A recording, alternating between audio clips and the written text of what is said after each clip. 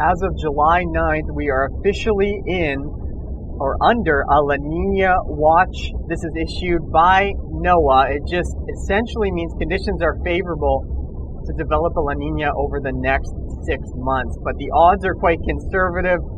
NOAA really highlighting the fact there's not a lot of cold water at depth in some of these regions they're monitoring. So they don't give it much more than a 50% chance or a coin toss of developing. So we may very well remain in a neutral state, but boy, the atmosphere is sure behaving like it's in La Nina. So this can have a profound impact on our hurricane season, which doesn't peak until September for the Atlantic Basin. So we are anticipating an active season, while the Eastern Pacific will really have a slowdown in the amount of named storms this year. So La Nina's winter effects really highlighting a variable jet stream in the North Pacific, but as I suggested, it's really been behaving like La Nina. Just ask those in British Columbia and Alberta. An extraordinarily slow start to summer. So we'll have to keep tabs on this developing La Nina as we track towards winter 2020 and 2021. Well, folks, here we go again. Possible La Nina winter, which means it could be either colder than normal, warmer than normal, wetter than normal, or drier than normal. But I don't remember what year it was. 2017, I think, when we had the big flood. That was a La Nina winter. Of course, it was followed by El Nino, which was super strong, which caused La Nina to be super strong. So it had a different effect. But this particular winter could be interesting because it's not just this. This is going to be a combination of events. Well, water temperatures in the Great Lakes are trending above normal, and there are more impacts from this than just more comfortable swimming conditions through this summer season. When we take a look at temperature trends, currently right now, the Great Lakes are trending about 2 to 3 degrees above normal. However, when we take a look back at last week, what we're looking at, this black line here in the spike, showing about a week ago when temperatures were about 30 to 35, 36 degrees in parts of Ontario. This allowed lake temperatures to actually spike as well. They trended about 5 to 10 degrees above normal. Currently right now, though, Lake Huron is sitting at about 20 degrees Celsius. We've got Lake Ontario currently sitting at about 23 degrees Celsius. So what sort of impact in the short range will these warm Great Lakes have? Well, number one, like we discussed, comfortable swimming waters, comfortable swimming conditions when you do a cannonball into the water. But the concern is the increased risk of algae blooms. NOAA is actually forecasting for western parts of Lake Erie a moderate harmful algae bloom as we head into late July. You'll also notice probably less lake breeze heat relief when you live along the shoreline.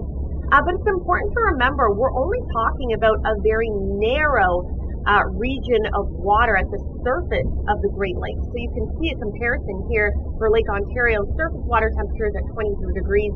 The bottom is at 7 degrees. So if you get a stormy system or a stormy pattern or a cooler pattern, that can cause some upwelling and really mix up the water and cool temperatures off quite quickly.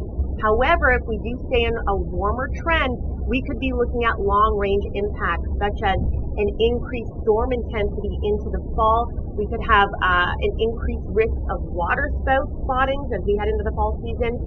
Delay of first frost along the shoreline, so an extended growing season possibly along some of the Great Lakes. And if you're a winter lover, an increased lake effect snow or shower event. That's something we could also see from warmer than normal Great Lakes. And there it is, an increase in lake effect snow.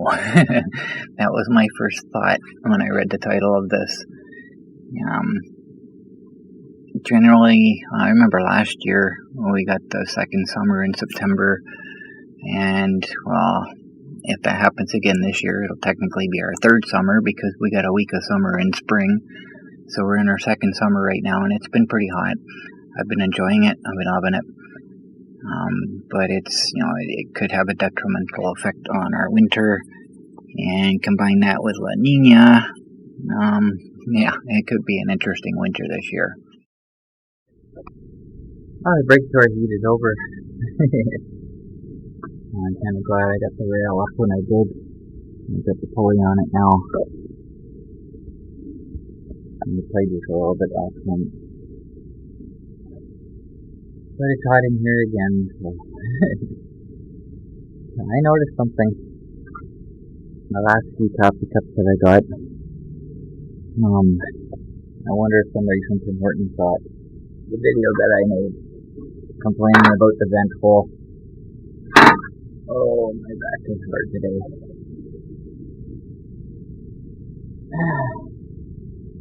As the last few coffees I got, they changed the position of the vent hole. Instead of one near the edge, there's two of them now, and they're further closer to the middle. So, if my video telling Timmies that their lid sucks, like that was responsible, that's kind of cool. So, thank you for changing them. I would prefer if you went back to the old lids, because these ones still suck, but at least you fixed the vent hole problem. And that was the biggest issue I had with these. So that makes a huge difference. So, anyway, the brake to the heat is gone, and the heat's back again. Looking at the forecast, I don't see anything over 31. It's forecasted, but apparently it's supposed to be a lot worse in the States. I'm gonna feel it worse enough. But I don't mind.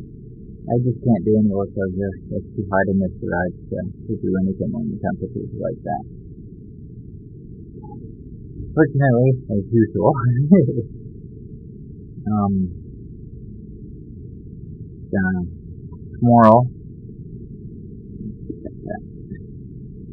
tomorrow we're supposed to get storms again, so that's the only downside to temperatures like this. When we get storms, they tend to be not nice. So I'm gonna go out and enjoy the day. I'm gonna clean my phone off. Forgot. One second here.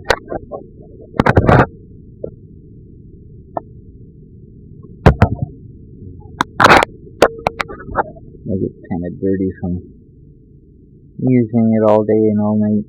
So I'll take me some alcohol and just get a paper towel with it and wipe it down. That way when I get to Timmies, I know it's not going to have a problem being scanned.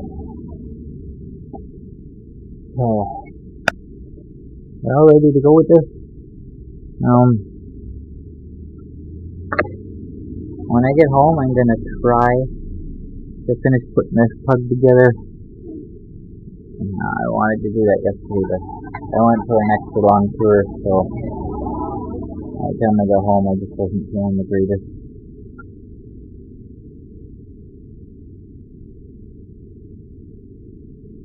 I hate when things get moved out here. It makes me think somebody's been in here. It's usually Zach. It's the cord for my camera here when I'm talking with it. I normally keep it up top there, but it was down here and it was tangled in with the extension cord. And I was thinking, okay, somebody moved that. I'm not sure why. I probably left that down there, but the fact that the cord was tangled in it just kind of made me wonder. And that was that. So that's the thing. I think it may be a mess out here, but I always know when someone's been in here. Something is in a different spot. I always talk about, being part cat and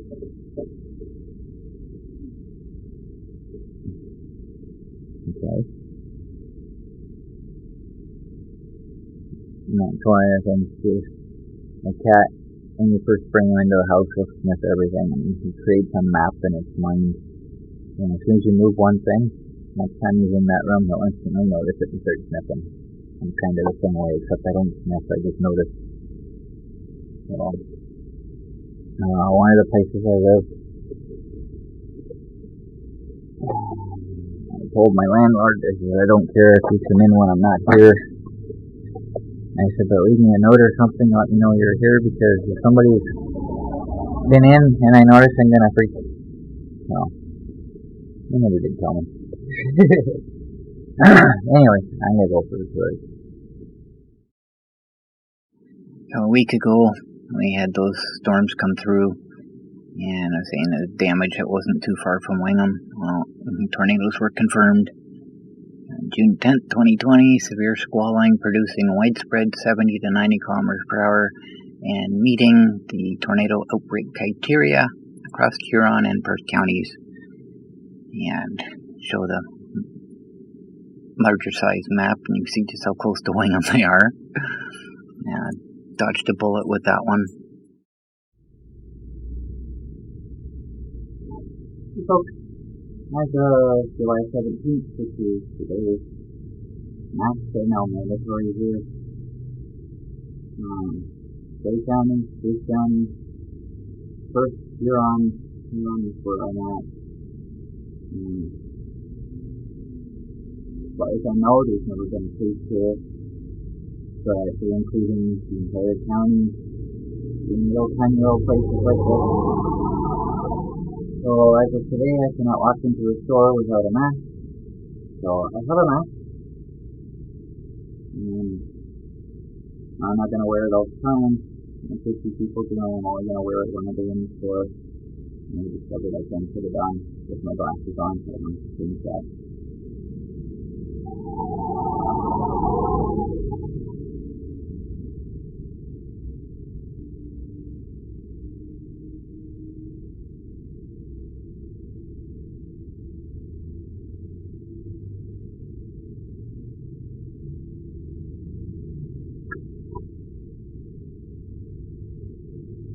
Use the hate comment. I know somebody will be triggered by this. I don't agree with it. I'm stating my opinion. And that's how it's going to be. So, the only reason I'm really not going to make a big fuss of it, because we do have a lot of elderly people in this town. And there's a lot of people that I see already wearing masks. So, the fear levels are, just out of respect for them. And it's the only reason I'm doing it. Otherwise, I'd make a big stink about it. We've never had an issue. Our numbers are going down. Why all of a sudden are they putting all these stupid... I might put out if somebody says to me, it's the law. It's not law. It's a suggestion. Guideline, it's not a law. Because laws need to be voted on and passed. That one particular person said I could turn this on, but it's happening everywhere, so it's just an appointment. So, that's what I got going today. The tire pump is broken. I ordered another one from Amazon. So far I haven't needed it. It was shipped from Amazon, so I could get it quickly, but anything that comes from the Mississauga warehouse gets delayed. Absolutely there because the Mississauga postal facility is still behind, still got delayed. So it sits there for a week before it goes in there. It has left. I checked my tracking this morning before I went out. This afternoon before I went out. And it has left Stony Creek. So it first Mississauga, went to Stony Creek and left there. So it's somewhere between there and here. Hopefully by the time I get to the post office, I'll find a card in the box. Because I'd really like to get that tire pump up. It is still low in there. It's not going flat, it's just low. So I can hear it. And if I run over a stone or something, I hear a pop sound. And it's the back tire that's inflated properly. It's got a higher pitch to it. If I get one with the tire that's low, it's got a low pitch to it. And it just sounds like it's flat, even though it's not. So it's just really annoying. I think there was one other thing I was going to say.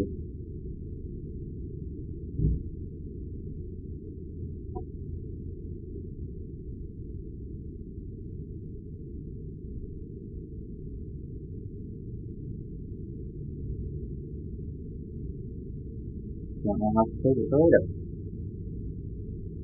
Just a wash flying around in the last 2 days. The door's open, you can go out. That explains it.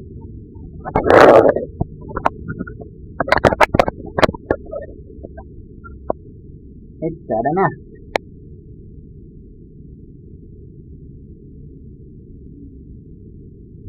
So I'll have to remember that. Not to move anything around up there, because I don't want to get stung. Those guys hurt when I sting. I wonder if it's a murder hornet. No, they're not quite big enough for that.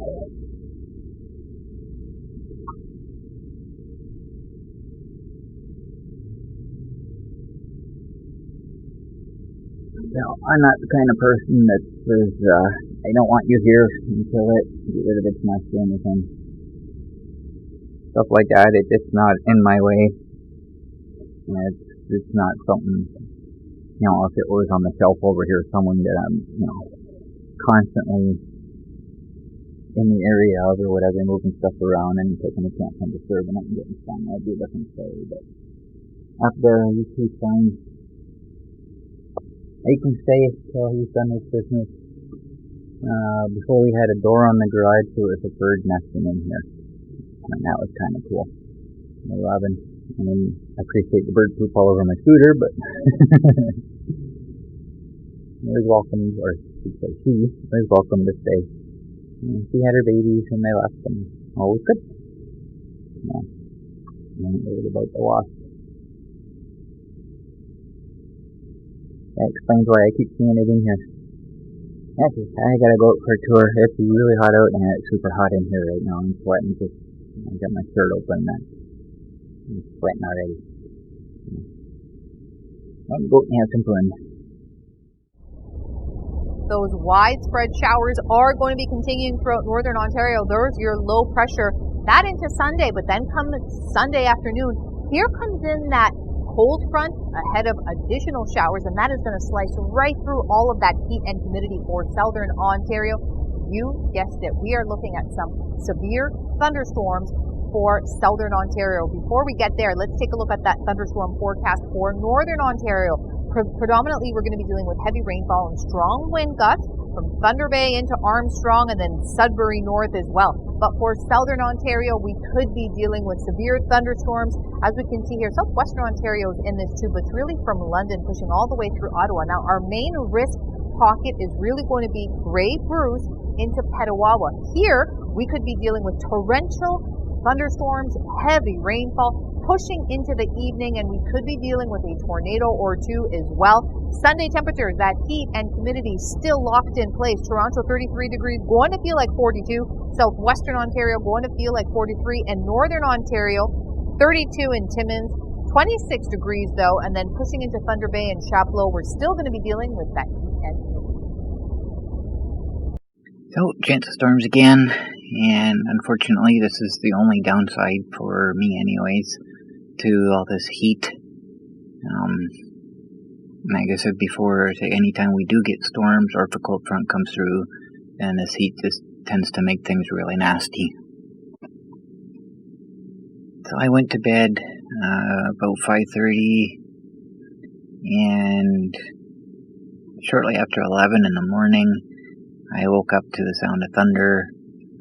This distant thunder, but if you hear a severe storm in the distance, it's got that constant rumbling, beating sound to it. That's what I was waking up to. And I'm thinking, oh, that doesn't sound good. So I grabbed my phone and started looking through my notifications. And yep, sure enough, just before 8 o'clock, a severe thunderstorm watch was issued. And then about 9:30, it became a warning. Environment Canada meteorologists are tracking a line of severe thunderstorms capable of producing very strong wind gusts and heavy rain. And I also got a text from Cody, apparently, 2 hours previous. And his text said, check the radar. I think, oh crap. So I checked the radar and this is what I see. Now, it's not looking good at all.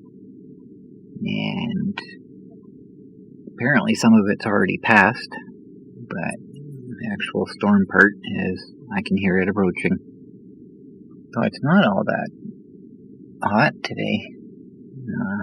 It's only 25, but the humidity's there. So we got severe storms fueled by extreme heat and humidity today. Tornado risk. Yeah, that's the part that I don't like in a tornado risk. And I like this app because whatever the current conditions is, that's what the background is. Yeah, it's got lightning flashes in it. That's pretty cool. So, thankfully, we dodged another bullet. The storm stayed to the south of us here, and we got some pretty heavy rain, but the actual lightning never really got close to us, so that was pretty cool. And then shortly after, I hear this. Attention, North Huron Fire, Blythe Station. Respond to 40097, Hullett McKillop Road. 40097, Hullett McKillop Road. For a report of a tree down on some hydro wires. No smoke or flames observed. That'll be Hullett McKillop Road, just east of London Road. That's not too far away. But it never really got windy here, just like the last storm. I start seeing all the pictures of all the damage, and it's all west and south of us like last time. Yeah, just finishing up the survey map for this event. If you have any damage photos that you would like to add to the survey, which will be sent to Environment Canada and the Northern Tornado Research Team, or whatever it's called. And if you notice, the map is in the same place as last time. So, we dodged another bullet. So, that's all I got for this one, guys. I think I'm going to end with a tour. And on a good note anyways. Nice hot day. And on this particular day, I got to the river and somebody was launching a motorboat. I see boats in there all the time. This is the first time I've seen a motorboat, and I thought that was kind of cool. And after doing my tour, and I stopped down the river at the other side, they were on their way out. And it was kind of interesting. As I was waiting for them, because there's kids there, I was waiting for them to leave so I could light up my smoke. I don't like to do that when there's kids around. And of course, while he's doing it, the kids are, hyper, and they're running around me, and thinking, oh, wonderful. So he gets the boat on, and he gets up halfway up the hill, and it gets really steep at the top, and all of a sudden his boat just kind of slides off the back of the trailer. So I give him a hand. It's a nice light aluminum boat, and it wasn't heavy at all, so I give him a hand pushing it back up onto the trailer. It was kind of funny. So that's it for this one, guys. Thanks for watching.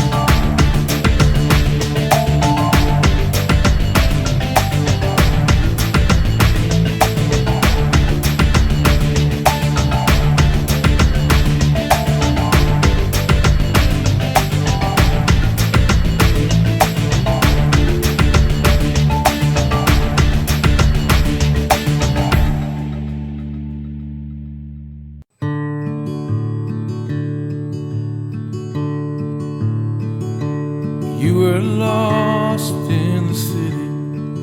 When I finally came, you were standing with strangers. When I called your name, and I called to your heart, just as loud as a train. 'Cause whenever you're lonely, life is the same. And I've loved you forever, and it's hard to explain. Long before Cain and Abel, when God made the rain. Yes, I've loved you forever, from the moment time began. When my soul roamed the earth, from the sea to the land. Girl, I've loved you forever, both wild and tame, with a love old and ancient, and so unashamed.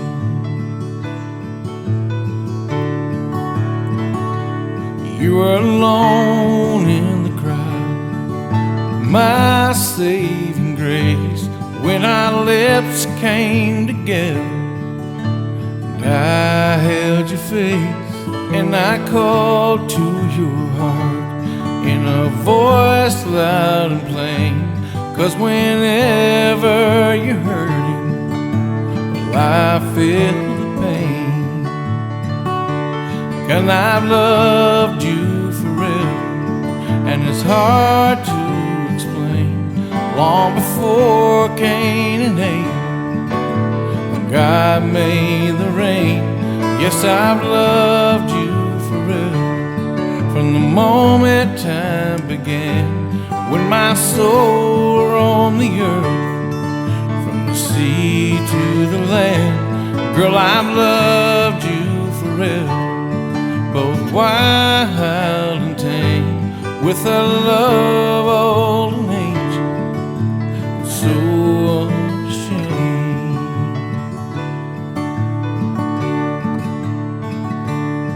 And when the phone doesn't ring, I guess the lines must be down, and the mailman ain't stopped in this little town. And the Pony Express, all the horses came up lame. When I don't hear from you, they're all to blame. Yes, I've loved you forever, and it's hard to explain. Long before Cain and Abel, when God made the rain. Yes, I've loved you forever, from the moment time began. When my soul roamed the earth, from the sea to the land. Girl, I've loved you